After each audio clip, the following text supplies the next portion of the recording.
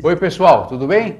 Ralph Peter com vocês novamente, programa Livros em Revista, que vai ao ar toda quarta-feira às 19 horas pela nossa BCC Television, que sempre tem o firme propósito de levar até vocês um bom entretenimento com uma qualidade extra, excelente de cultura.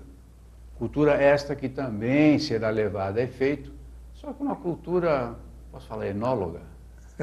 Uma cultura enóloga, etílica enóloga, mas de boa qualidade também, que eu tenho certeza vai fazer vocês correrem para visitar os países da Europa, que são viticultores. Viticultores. Isso aí mesmo. Ao meu lado aqui, já estamos abrindo todos os canais aqui, Milton Mira de Assunção Filho. Uma pessoa que viajou e viaja pelo mundo todo sempre para conhecer as melhores vinícolas, para poder oferecer para vocês uma boa qualidade de informação. Já já a gente passa para ele.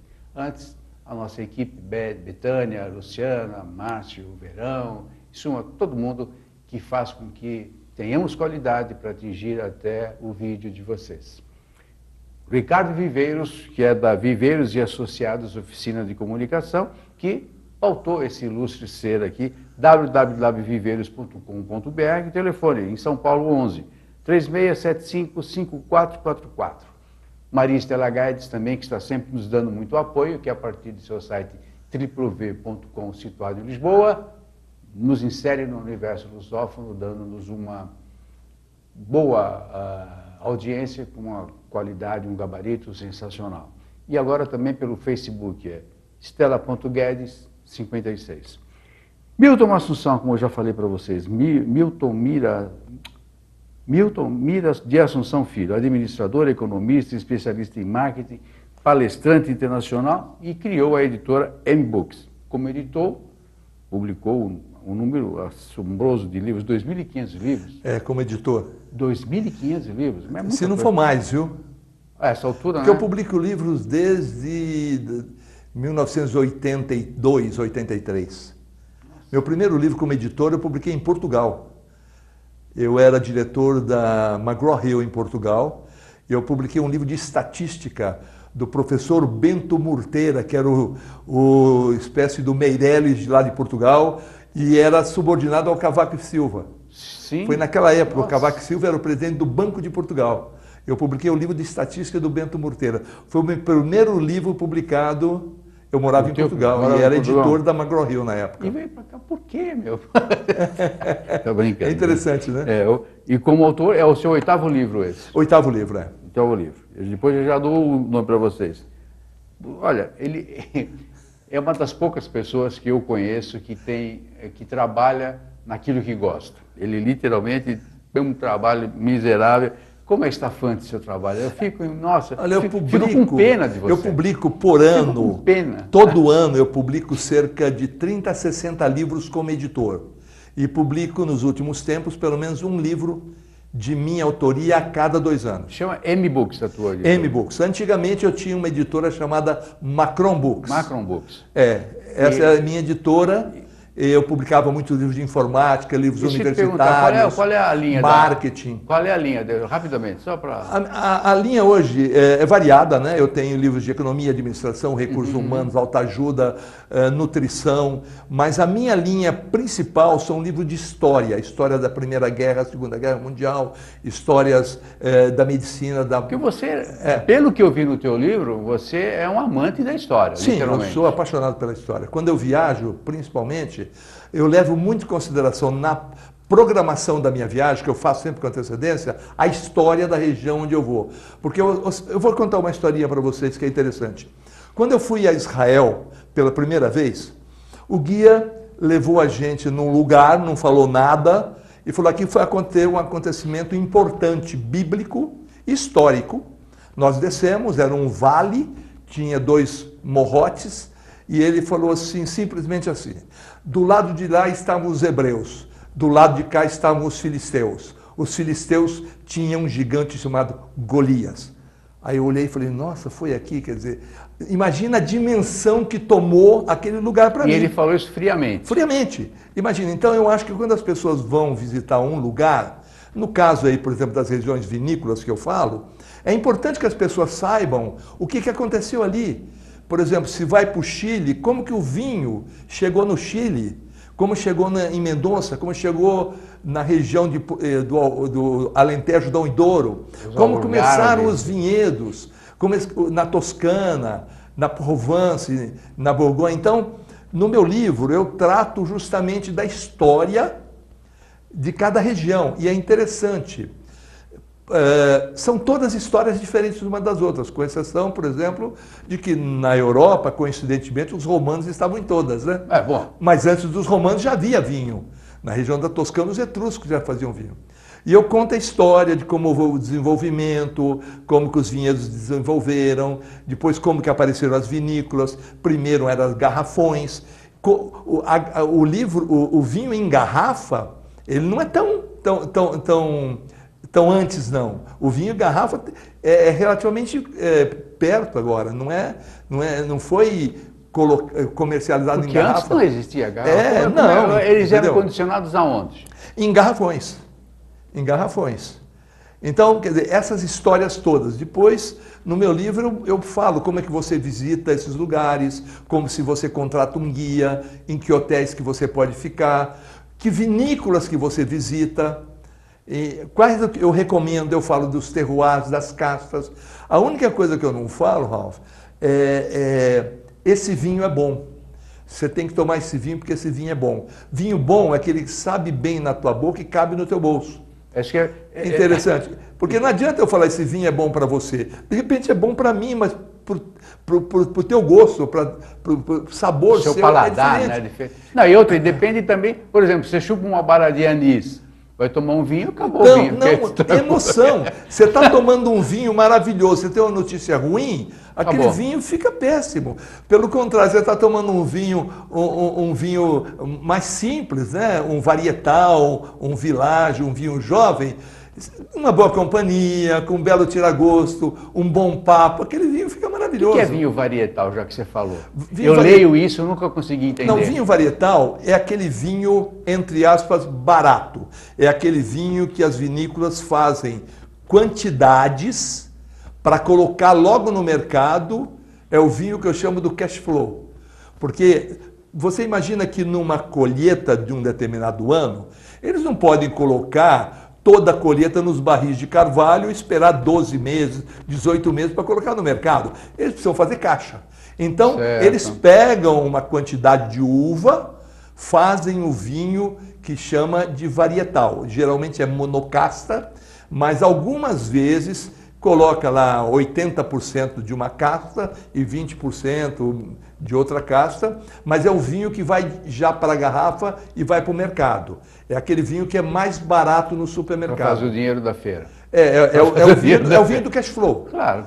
É o vinho do cash flow. Claro. E é interessante que o vinho varietal, muitas vezes, quando está os cachos na videira, eles já determinam quais são os lotes que vão gerar vinhos varietais e quais os lotes que vão para a barrica. Por quê? Aqueles que vão para a barrica para ficar 12, 18 meses, eles cortam alguns cachos para reduzir, para que os cachos que ficam tenham mais nutrientes. A uva sai mais encorpada. Os varietais, eles deixam o número de cacho que a videira deu. Entendeu? Então fica... E aí tira de uma vez só. Para poder dar quantidade. Agora, acontece que esses vinhos, essas uvas que saíram desses lotes que foram podados, que foi reduzido para concentrar mais nutrientes, na hora de fazer o vinho não fica tão bom. Isso pode acontecer, entendeu? Mas a ideia é essa. Quando que você foi fisgado pelo vinho? Porque acho que isso deve ser uma coisa assim... Um assombro. Meu pai já tomava vinho, porque eu sou neto de português, né? Meu pai, a gente brincava que ele era português, mas ele era brasileiro, né? Porque ele tinha tudo de português. E eu morei em Portugal, né? Eu morei lá. É impressionante a cultura do vinho lá, se toma vinho no café da manhã, no almoço, na janta. Na Itália as crianças tomam vinho na cantina. Exatamente, da mamadeira, né? Entendeu? Quase. Então, quase, eu posso dizer. Então, essa cultura de vinho eu já tinha, mas não com essa finalidade. Agora, o que aconteceu foi o seguinte, como eu vou todo ano lá para a Europa, por causa da Feira de Frankfurt, né?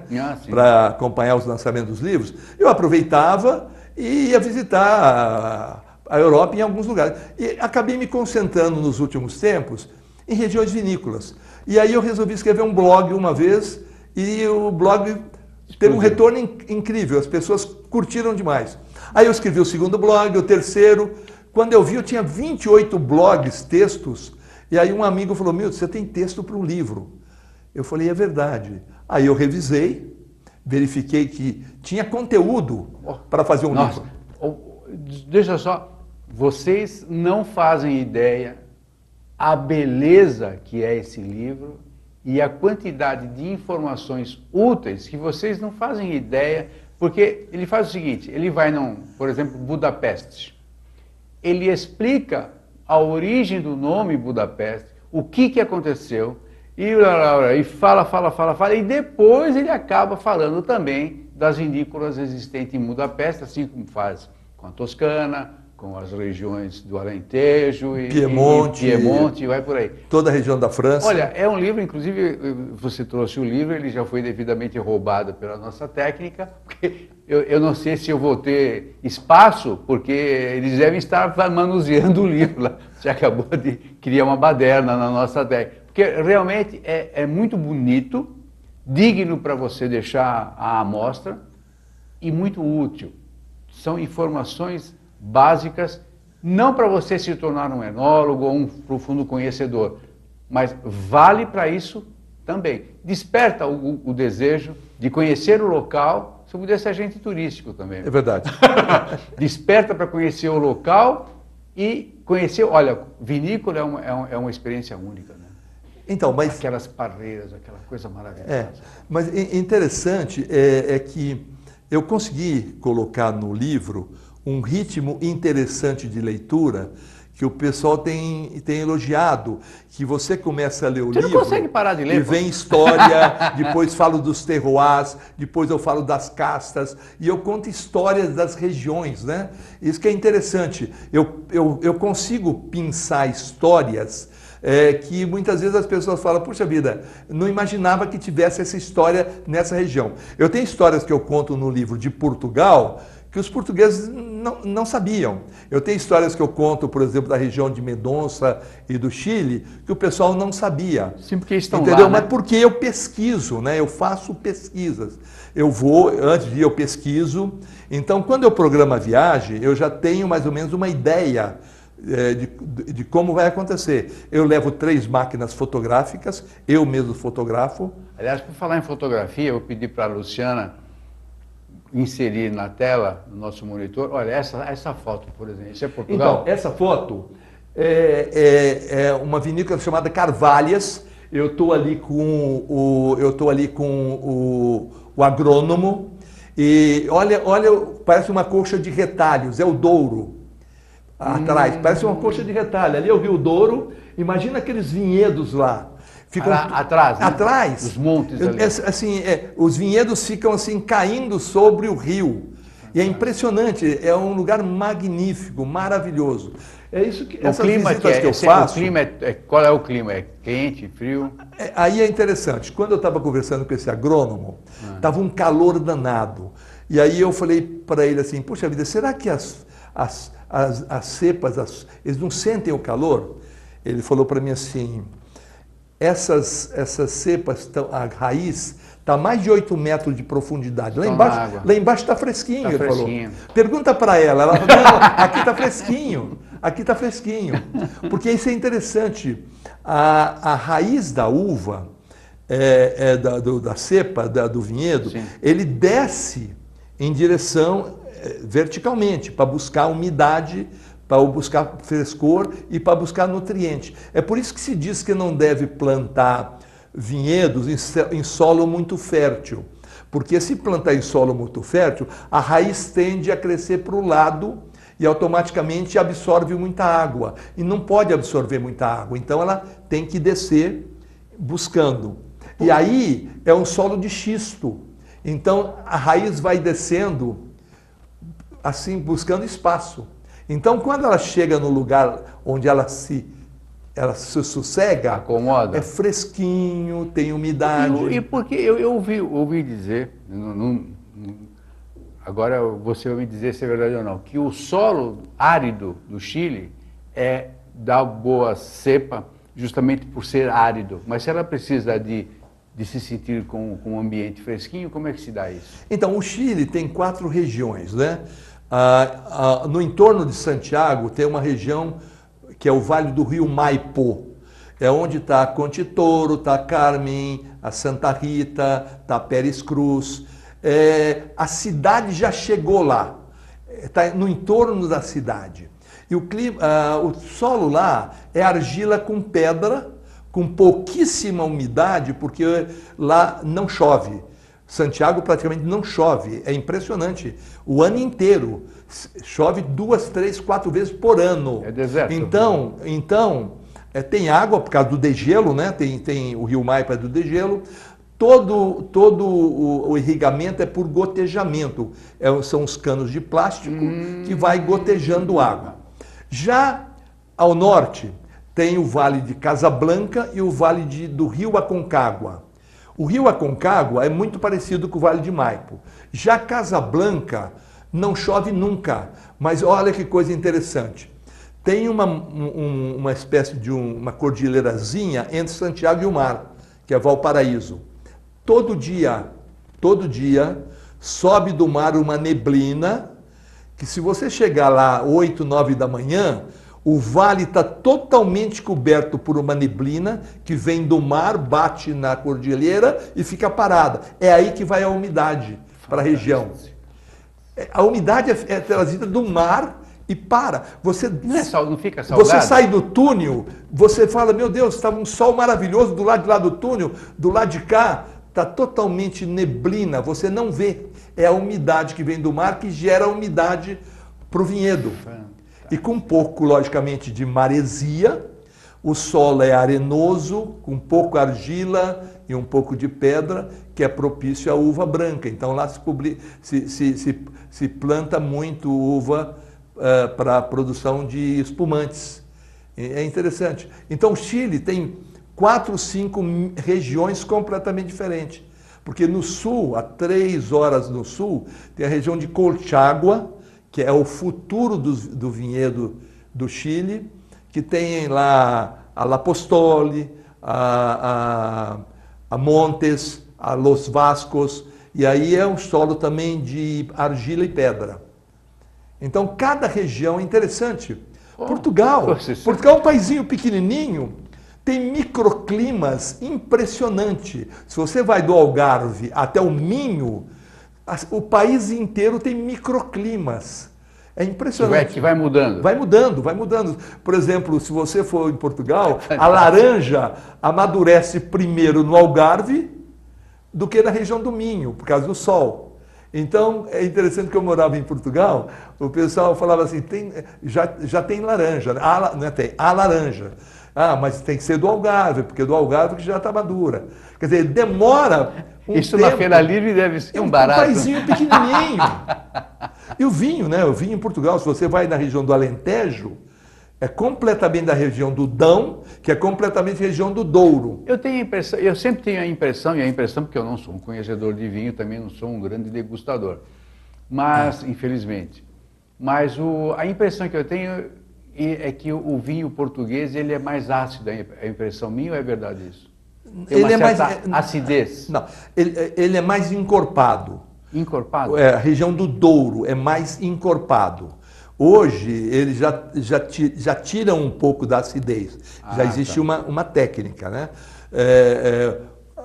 Do Alentejo e do Dão são um pouco mais encorpado. O do Douro, ele é mais leve. É um vinho mais leve.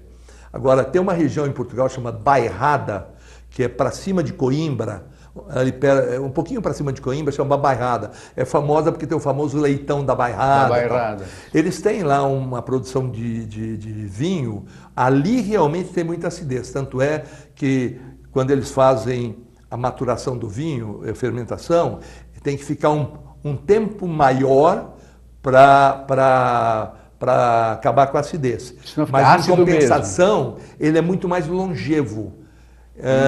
Os vinhos, às vezes você tem que tomar em 8, 10, 12 anos, eles chegam até 20, 25 anos. E custa mais por isso, não? Não, não custa mais. Não custa mais. Bom, eu pedi para a Luciana passar mais algumas fotos, porque são fotos lindas, maravilhosas. Deixa eu ver se ela... Essa aí, por exemplo. Então, essa é uma região do Douro. Essa é uma pousada, daquele tipo agroturismo. E o dono da pousada, ele é dono de todos esses vinhedos. Então, é uma pousada tipo agroturismo, aquele café da manhã de fazenda. Você tem pão de vários queijo? chalés. Não, tem pão de queijo. Tô brincando. Tem os chalés e aquele prédio branco em cima é onde eles produzem o vinho. Então, você passeia a pé aí pelo esse vinhedo, com o dono, ele vai te contando a história, vai te mostrando, te leva. Você acaba gostando desse... É interessante, porque você fica no meio do agroturismo, você vivencia ali, né? Uma coisa maravilhosa. Quer dizer, você ficando aí um dia já é suficiente, você não precisa ficar 2, 3, 4, 5 dias. Eu fiz isso dia. Eu fiz isso uma vez no Chile, adorei. Adorei. De fato, quantos países que você visitou, ou que você menciona, ou então, nem todos são no livro eu concentro nas regiões de vinhos, Argentina, Chile, Brasil, né? Porque nós temos o Vale dos Vinhedos aqui. Melhorou muito, né? Melhorou muito. Está produzindo um vinho de altíssima qualidade. Pena que não tem um reconhecimento aqui, principalmente da região, aqui São Paulo, Rio, essa região toda, não há um reconhecimento da qualidade do vinho tinto do Rio Grande do Sul. Será que não falta um pouquinho, desculpe te interromper, um pouquinho, você é especialista em marketing, será que não falta um pouquinho de sensibilização por parte dos produtores, explicar o que está acontecendo, de vir ao público e falar, olha, o nosso vinho tem isso. Talvez reduzir um pouquinho o preço, porque eu acho que os nossos preços são muito caros. Você compara um vinho que atravessa o continente, né? Vem lá do Chile, vem lá de Portugal, vem lá da Toscana, às vezes é a metade do preço, sem demérito, não é o caso, mas eu acho que valeria a pena para eles explicar um pouquinho, fazer um esforço de marketing, não marketing de vendedor, mas um marketing de esclarecimento, efetivamente, um serviço de relações públicas, para tentar explicar o que acontece, para sensibilizar um pouquinho e atrair um pouquinho mais a massa. Então, o grande problema do preço está ligado à questão da quantidade que se produz. Os impostos que se pagam. Da quantidade que se produz. Você imagina que a Conte Toro, lá no Chile, só a Conte Toro domina 75% do mercado todinho do Chile. É impressionante. 75% dos vinhos produzidos no Chile são pela Conte Toro. Todos os outros produtores do Chile representam só 25%. Todos. Então imagina, a nível de economia de escala, o preço de um vinho que vem da Conte Toro. Eles conseguem colocar um preço muito barato e vem pelo Mercosul. É impossível concorrer a nível de preço com determinadas marcas que produzem 12 milhões de garrafas, 10 milhões de garrafas. Eles que fazem o Cacilheiro del Diablo? Cacilheiro del Diablo. Entendeu? Que é um marketing. Uma história sensacional. Mas é um marketing. É marketing. Eles criaram um marketing, criaram aquela fantasia do casileiro, começaram a produzir com muita qualidade. Hoje é um vinho considerado de nível inferior, porque virou quantidade e não qualidade.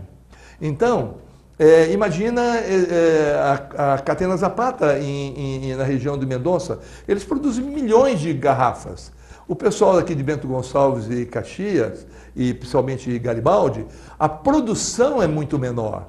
Então é questão de custo, questão de economia de escala. Mas o que eu noto... complicado você colocar um preço para competir com a Conte Toro, sendo que eles também não pagam imposto pelo Mercosul. Porque, por exemplo, nós nos conhecemos agora, Sim. pessoalmente, não tenho, você não me pediu provar. Mas se esses caras do Rio Grande do Sul, que são hoje acho que os grandes fabricantes, né? Sim. Não sei se são os melhores, mas são os grandes fabricantes, contratassem uma pessoa do teu nível para explicar, para vir ao público em programas como o nosso, que tem uma audiência razoável, ou na grande mídia que tem, explicar, o nosso vinho é feito dessa forma e tal. Dá uma mão para a gente, por exemplo, dá uma mão para a gente, compra o nosso vinho, não compra o vinho do outro.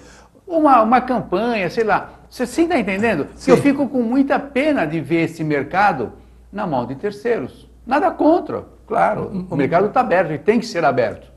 Mas você sabe que eles conseguem vender o que eles produzem? Eles não ficam com o estoque Mas parado. eu acho que se produz pouco, pô. Não fica uma roda confusa aí? Então, mas, por exemplo, o que está acontecendo na Vale dos Vinhedos é que muitos deles estão produzindo muito mais espumantes. Porque existe o espumante, há um reconhecimento. E eles conseguem economia de escala com o espumante. Então, eles produzem espumante, e o espumante eles conseguem colocar com mais facilidade. Vou falar do teu livro. O teu livro, qual é o que nós estamos encerrando, infelizmente? Poxa. Tá. O teu livro, qual é o público que você visa? Olha, o meu público é aquele pessoal que gosta de vinho, não sabe de vinho ou está começando a aprender de vinho, quer saber de vinho, mas quer saber de história, quer saber de viagens, quer saber assim, de como que eu faço para ir para Mendonça, para Bento Gonçalves, como que eu faço para ir para o Chile, como que eu faço para ir para a Europa visitar. Essas vinícolas normalmente são abertas ao público? São. Ou seja, eu ligo lá, pego na internet, olha, eu quero fazer uma visita, eu agendo. Sim, eles são abertos ou a então isso. você contrata um guia para fazer. E no teu livro você dá essas Você tem dicas também. todas as indicações. Então o meu público também é aquele que quer viajar através das minhas viagens. Entendeu? Pode viajar nas minhas viagens. Então, viagem na viagem do Milton. Exatamente, Viagem na viagem do Exatamente, Milton. Escuta, o espequinauta que queira iniciar-se nos vinhos, qual é a primeira dica, ou muitas dicas que você pode dar rapidamente? Tipo assim, marca, eu sei que é uma infinidade super ampla, eu sei. É uma pergunta sacana esta. Porém, eu não entendo nada de vinho. Chegou, Milton, me dá uma dica. Como é que comecei a tomar vinho esses dias aí e tal. Qual é o vinho que eu devo mais me aproximar? Olha, na verdade, você teria que não beber sempre o mesmo vinho, variar de vinho. Hoje, o brasileiro ele não bebe vinho, ele bebe a uva. Ele vai buscar um Cabernet Sauvignon, um Malbec, um Carmener. Então, uma das ideias que eu dou é o seguinte, experimenta um Cabernet Sauvignon do Chile, ou daqui do Vale dos Vinhedos, o Malbec da Argentina ou do Vale dos Vinhedos, o Carmener, e ver qual a uva, qual você acha mais saborosa. Eu, por exemplo, gosto muito da Carmener. Eu gosto muito da Pinot Noir. E então você experimenta. E vai experimentando, e nunca beba a mesma garrafa sempre. Sempre escolhe uvas diferentes, para você ir sentindo o sabor. Agora, a coisa mais difícil é você guardar nome de vinho.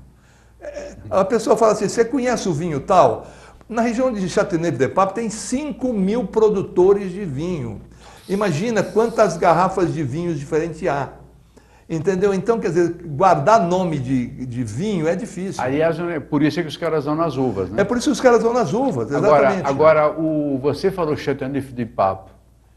Eu sempre imaginei que Châteauneuf-du-Pape fosse só mas não, é uma região. Tem 5.000 produtores da região da Provence, incluindo Châteauneuf-du-Pape e L'Hermitage. 5.000 pequenos produtores de uva. A história do Châteauneuf-du-Pape é fantástica. Pô. E Budapeste, idem, né? Você explica muito bem.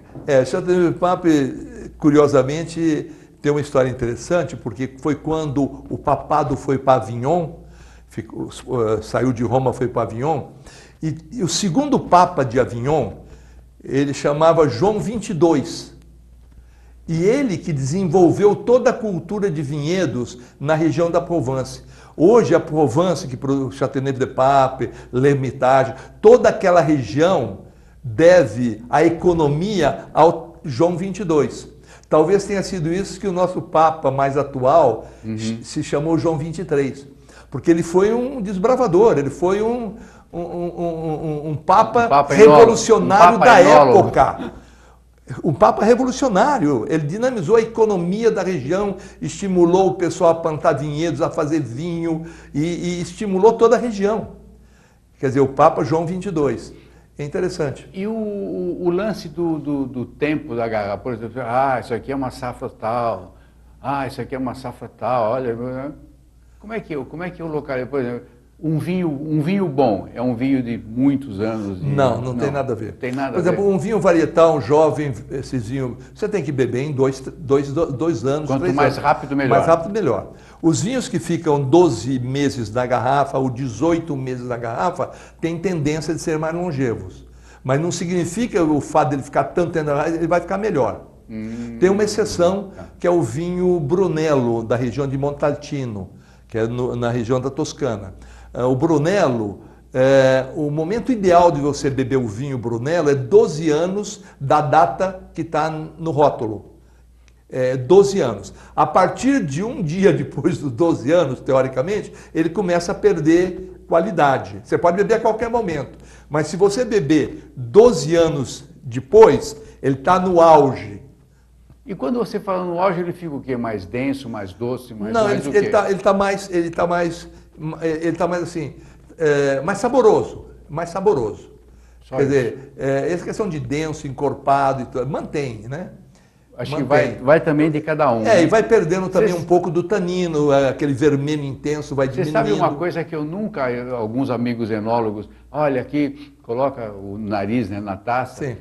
Tem aqui o aroma o sabor de morango, não sei o quê. Eu nunca senti nada. Então, isso é interessante. Nada. No meu livro eu cito o dono da Romanée Conti, que é um dos vinhos mais caros do mundo. Essa história mais caros do mundo. Ele falou assim, olha, se você não sentir todos esses aromas que o pessoal diz que sente, não se preocupa não, que eu também não sinto.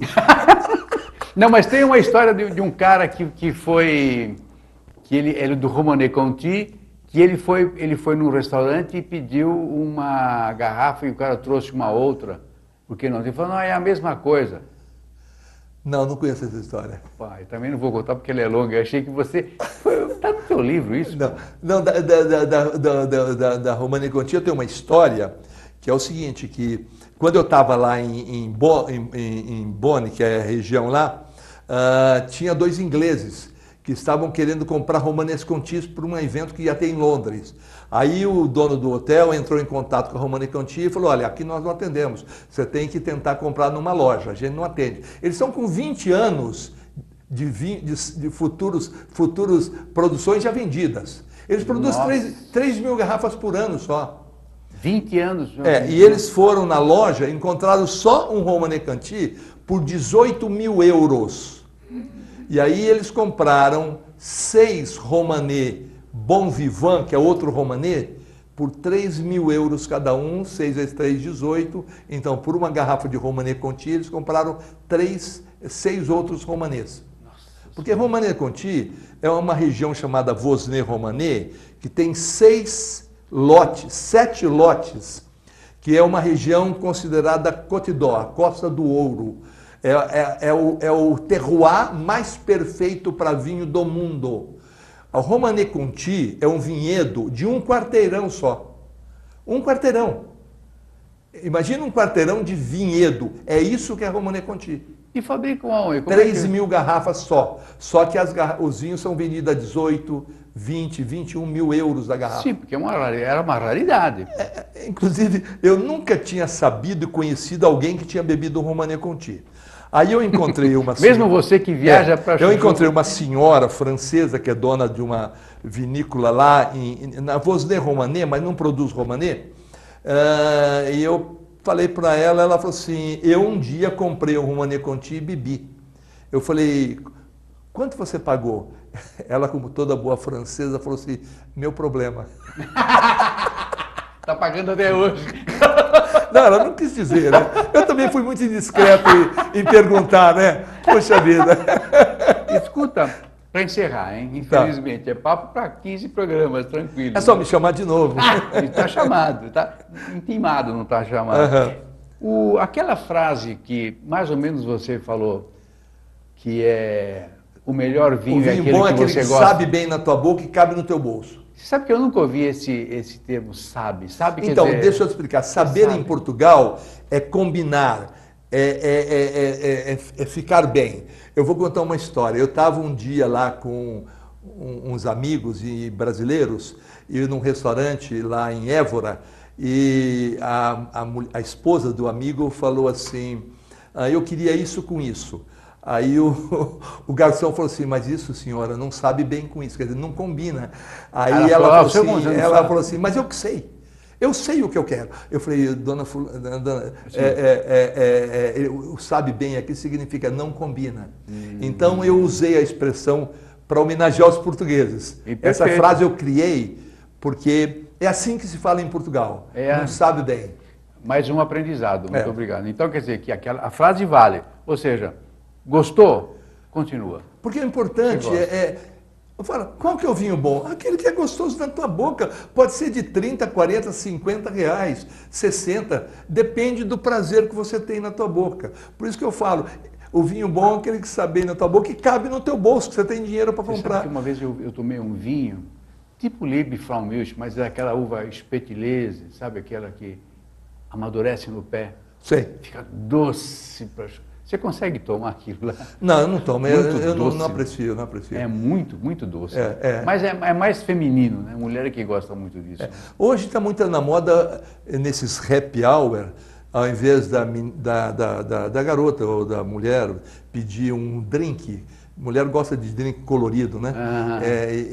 Pegar um vinho rosé, porque tem um copo bonito, né? Fica colorido e é bonito, é chique. Por que fica rosé? Porque o que é que dá a tonalidade do vinho é a casca, é o tanino.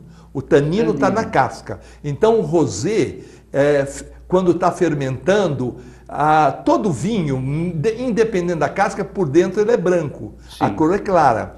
Você deixa menos tempo fermentando com a casca, só para dar uma tonalidade, o vermelho do rosé, depois você tira a casca.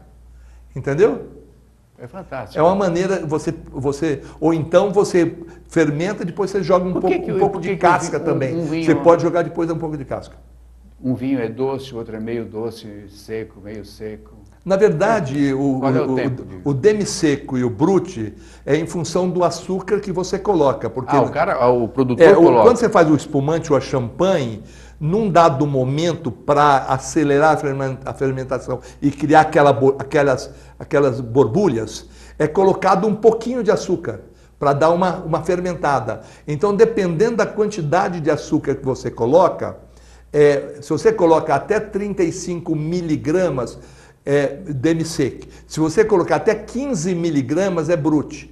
E agora tem um outro que é completamente sem nada. Extra brut. Exatamente.